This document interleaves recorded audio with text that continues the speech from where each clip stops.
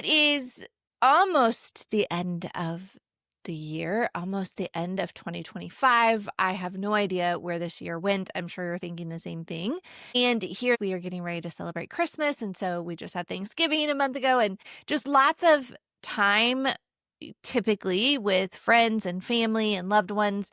And this time of year brings up very different things for different people.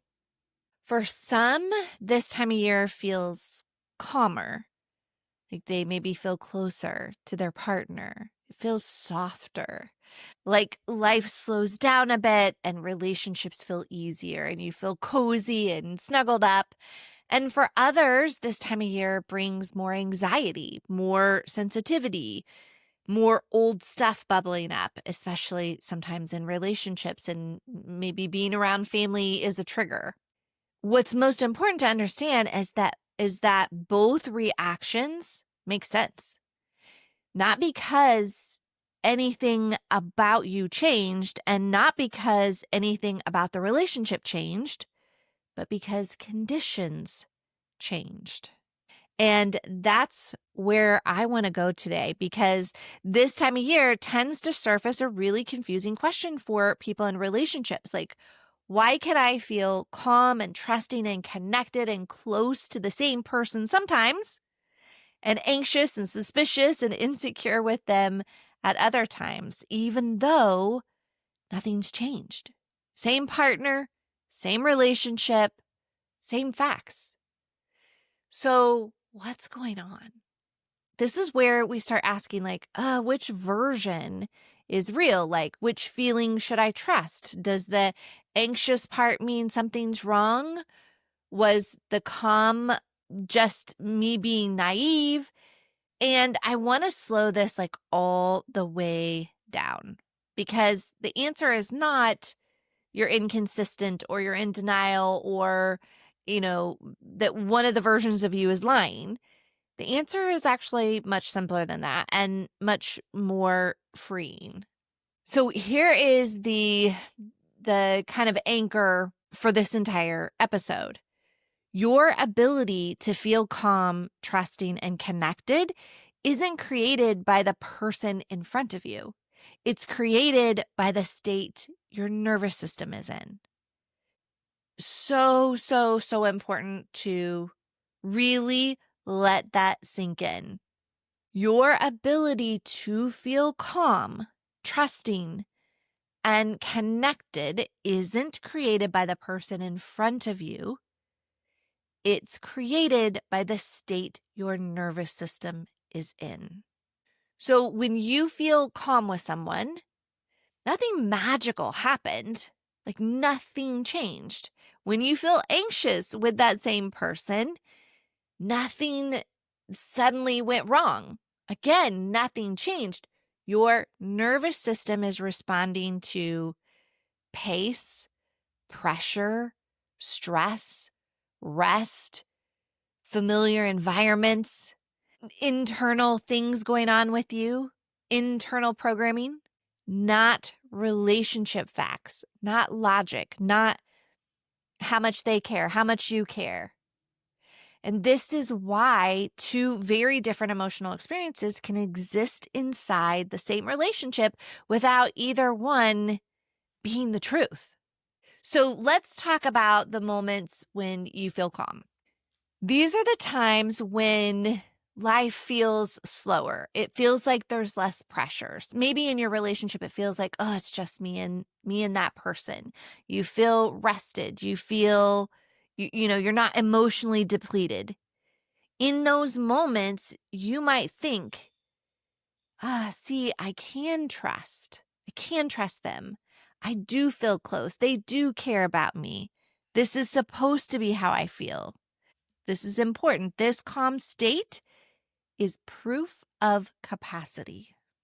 It proves your nervous system knows how to feel safe. Like it knows that. Your body knows how to connect. So trust is available to you. You didn't become a different person. You accessed a state that already exists because the conditions allowed it. And this is where people misunderstand like what calm means or what calm doesn't mean. It doesn't mean everything is resolved, that you're healed, that you're never going to feel insecure again. It means your nervous system isn't under a threat right now. It doesn't perceive that you are under a threat right now. That's it. This is so important to think about.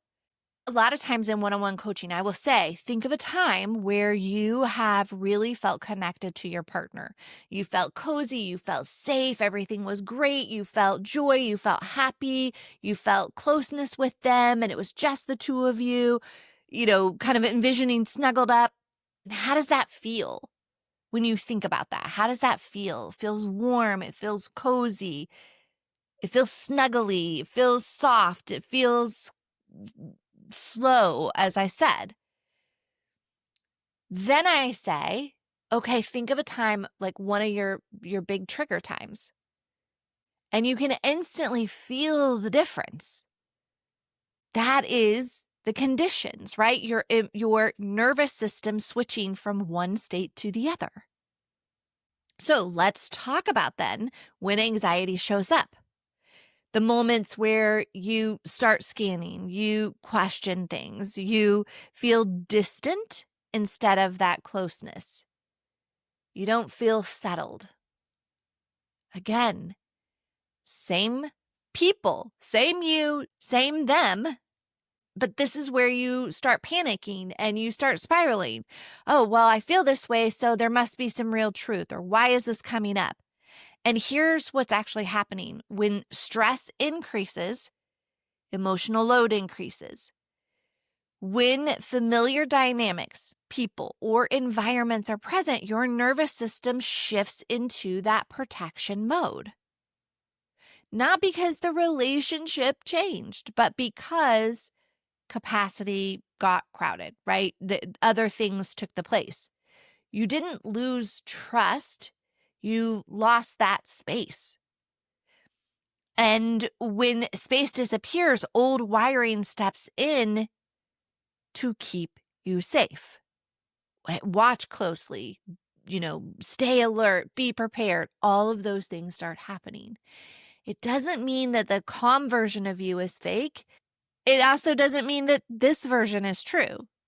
It means the calm version of you needs certain conditions to stay accessible. And here's the mistake a lot of people make. They treat these emotions, we treat these emotions like verdict. So we think, oh, calm equals truth and anxiety equals danger. But emotions are signals of state, not proof of reality. You're not choosing between I trust them and I don't trust them. You're experiencing one nervous system responding to different levels, right? To different conditions. And once you understand that, the shame can ease and your thought then stops being, oh, I'm ashamed of this and trying to outwit it or outthink it, and goes to understanding, oh, has nothing to do with the girl or the guy, has nothing to do with my partner, has nothing to do with this situation.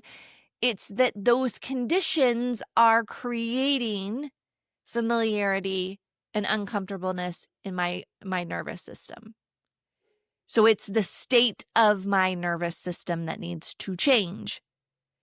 So then we're starting to solve that first rather than thinking with our mind. So remember, body first, then brain, body first, then brain. And once you understand that, everything starts to ease up and get a little bit better, because now you're not asking, oh, what's wrong with me? You're asking, what conditions help me stay regulated and which ones overwhelm my system? And that is a huge, powerful shift.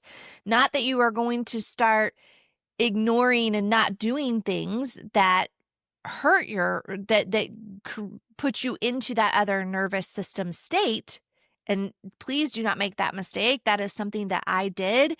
We really got to a point where for a bit, like we weren't going to dinner, we weren't going to movies, we weren't going to events, we weren't going anywhere, not even to the store together.